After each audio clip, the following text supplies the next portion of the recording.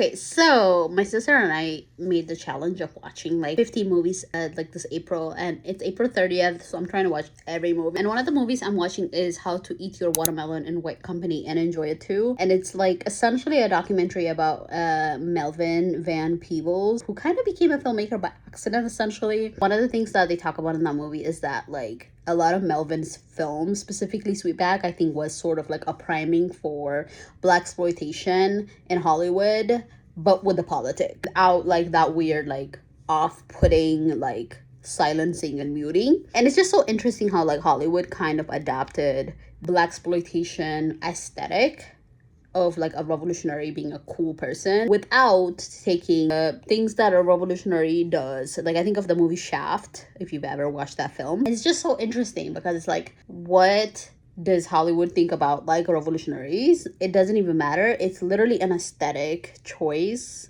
to kind of make films like Shaft and other black exploitation films where it's like a very aesthetic forward and the rest of the stuff is kind of diluted. I think the point is like it's trying to make like things that are like survival choices, like being a drug dealer, being an organizer, an aesthetic based.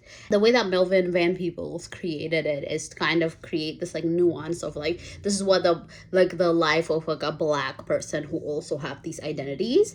But I think Hollywood stripped all of those identities to an aesthetic and kind of was like, oh, what if being a drug dealer was like so hip? This movie called Superfly, if you've ever seen it, it is like being one of the first films that made like being a drug dealer like essentially like really cool, really fun, really aesthetic. Bottom line is really about money and profit. They realize like all these movies that are trying to create an aesthetic that is separate from the politic of being a drug dealer, revolutionary, black exploitation became sort of like this like cheap tool for a lot of black creators to create like their name in essentially in spaces where they were not welcome.